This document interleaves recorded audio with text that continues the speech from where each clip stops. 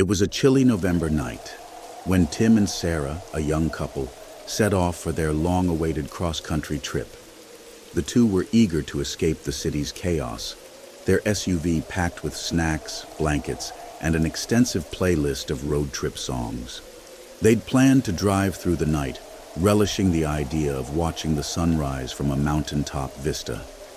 The first few hours were smooth, laughs, music, and conversations about the adventures ahead. But somewhere along Highway 50, known as the loneliest road in America, the atmosphere shifted. The road stretched endlessly before them, flanked by dense woods that seemed to close in with every mile. Then, in the distance, they spotted a figure standing by the roadside, illuminated by their headlights. A woman, dressed in a tattered coat, waved them down.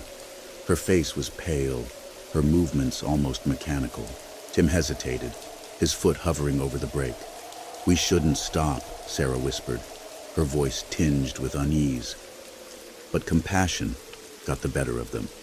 The woman climbed in, clutching a small bag, her eyes darting nervously to the road ahead. She mumbled something about needing a ride to the next gas station, but her voice was so faint they struggled to understand. As they drove, the woman grew increasingly restless, glancing over her shoulder as though expecting someone or something. Tim tried to make small talk, but her vague responses only deepened their unease. Then, just as they reached a remote gas station, she turned to them with wide, fearful eyes and whispered, "Whatever you do, don't stop for anyone else." Before they could respond, she opened the door and stepped out, disappearing into the darkness. Confused, Tim and Sarah parked and went inside the station, hoping to find her. The clerk, an older man with a weary expression, listened to their story and shook his head. He reached under the counter and pulled out a faded flyer. "Is this her?" he asked. Their blood ran cold as they recognized the woman's face. The flyer read, "Missing since 1982. Shaken but determined to understand what they'd just witnessed, Tim and Sarah decided to stay at the gas station and ask around.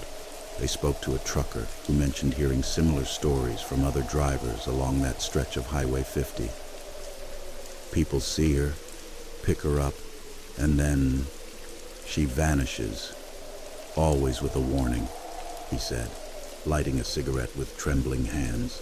"Some folks think she's protecting them from something worse."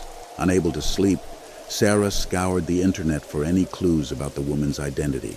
She found an old newspaper article detailing a tragic accident in 1982.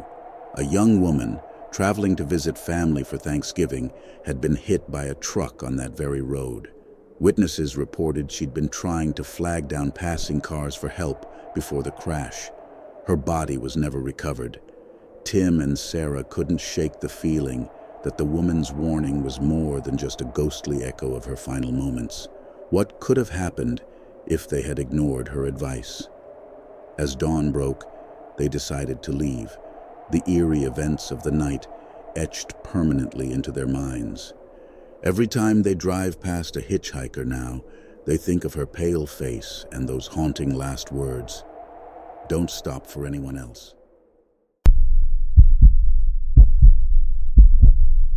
It was 1:17 a.m. on a moonless December night when Jennifer pulled into the rest area.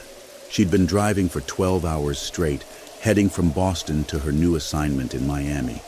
Her eyes were heavy, and the triple-shot espresso from 3 hours ago had long worn off. The rest stop appeared deserted, except for a single semi-truck, its engine off, no lights in the cab. The fluorescent lights buzzed overhead as she walked toward the restroom building, casting strange shadows across the cracked pavement. That's when she noticed something that made her pause. Fresh, muddy footprints leading inside, despite there being no rain for days. Her mother's words echoed in her head. Nothing good happens at rest stops after midnight. But she'd already driven another 20 minutes past the last one, and the next stop was 45 minutes away. The bathroom door creaked open, releasing a wave of humid Florida air. Everything seemed normal at first, just the usual flickering lights and the distant hum of vending machines. Jennifer checked her phone again. Still no signal. That's when she heard it. A soft, muffled crying coming from the last stall. It sounded like a woman in distress, the kind of crying that makes your chest tighten with sympathy. As a nurse, Jennifer's first instinct was to help. "Hello? Are you okay?" she called out, her voice echoing against the tile walls. The crying continued, punctuated by what sounded like whispered pleas for help. Jennifer took a step forward, then stopped. Something felt off about the sound.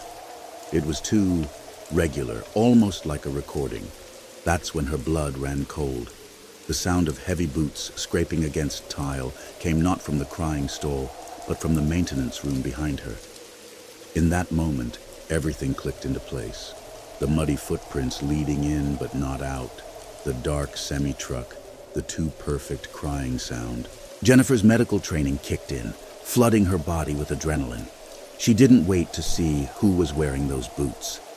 Running on pure instinct, she sprinted toward the exit, her footsteps thundering against the floor.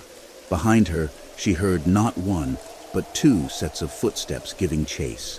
The sound drove her faster, her lungs burning as she pushed herself toward her car. She made it with seconds to spare, slamming the lock button just as two men emerged from the shadows. One wore a security guard uniform that looked almost authentic, almost. The patches were slightly wrong, the badge too dull.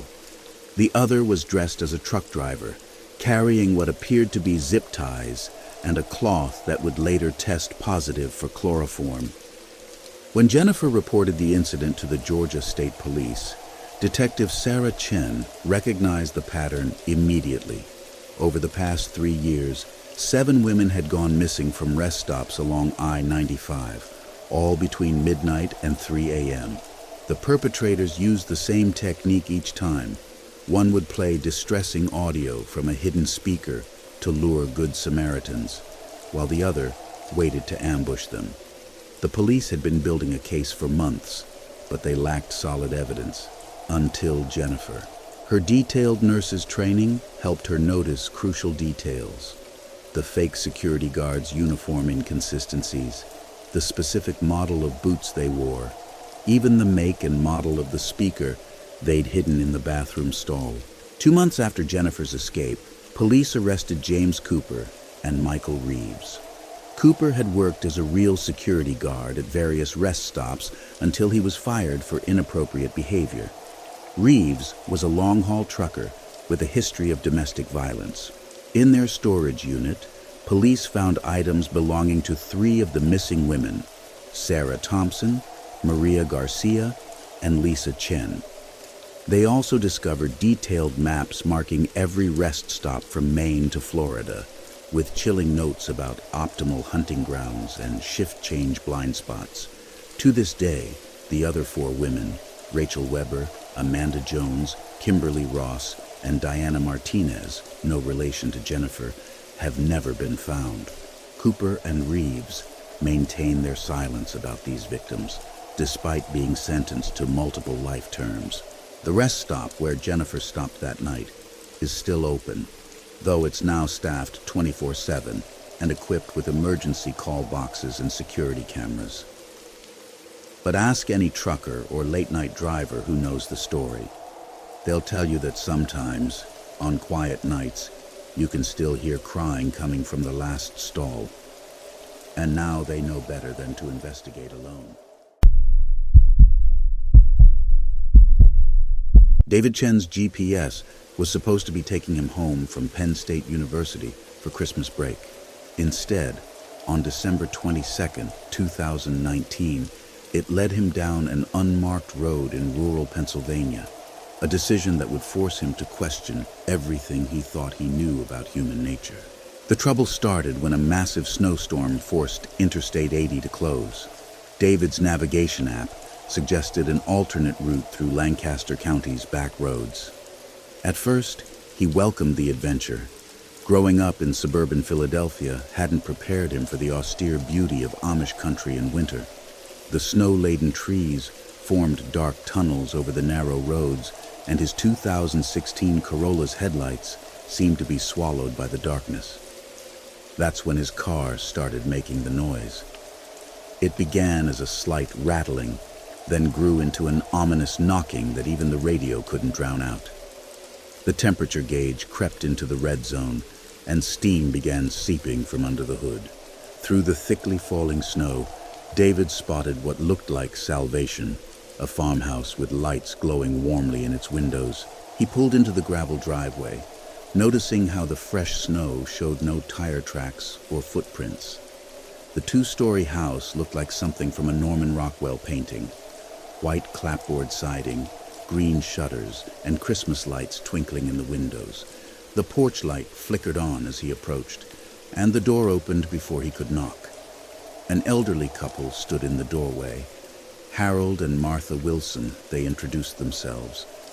Both wore clothes that seemed slightly outdated, like they'd stepped out of a 1980s family photo.